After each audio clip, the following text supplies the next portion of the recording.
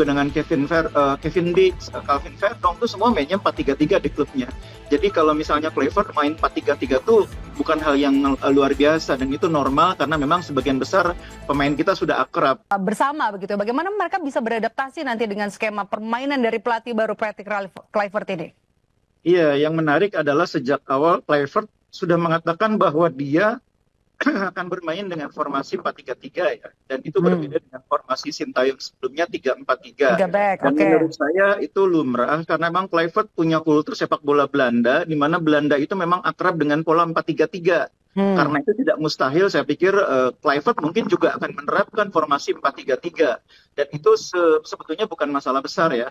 Karena sebagian besar pemain kita di klubnya juga main dengan formasi 4 back sejajar ya. Entah itu Jai Ijes, begitu juga Nemis Hilher, begitu juga dengan Kevin Dix, Calvin Verdong tuh semua mainnya 4-3-3 di klubnya. Jadi kalau misalnya Kluivert main 4-3-3 tuh bukan hal yang luar biasa dan itu normal karena memang sebagian besar pemain kita sudah akrab. Nah mungkin persoalannya cuma tinggal bagaimana menyiapkan 3 gelandang yang mengisi posisi di tengah. Karena sebelumnya kita biasa bermain dengan 4 gelandang, sekarang 3 gelandang. Jadi itu perbedaannya mungkin di situ. Tapi secara keseluruhan saya pikir kalau cara main tidak akan banyak berubah karena memang handicap kalau bermain di tim nasional itu, mengelola tim nasional itu pertaruhannya di waktu ya. Beda dengan mengelola klub itu setiap hari pemain bisa bertemu dengan pelatih. Tapi tim nasional itu handicapnya di waktu. Oke, kita sekarang kemudian bahas soal tadi kan kita sudah bilang ya 4-3-3. Kira-kira siapa saja nanti nama yang akan dimainkan terutama untuk posisi striker. Ada juga sejumlah pemain yang kemudian tidak bisa bermain karena ada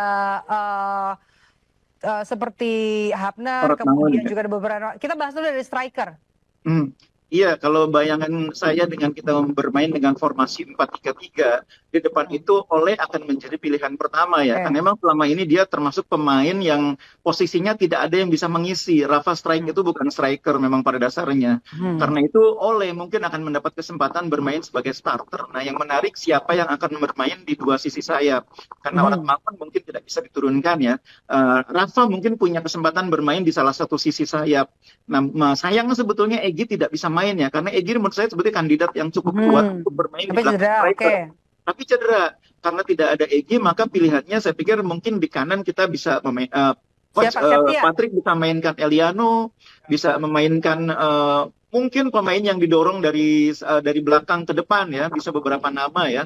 Salah satunya menurut saya yang cukup menarik kalau lihat nama-nama yang dibawa itu ada pemain-pemain yang punya potensi menjadi kejutan. Septian misalnya ya, Dewa United. Oke, baik. Oke. Bungkus.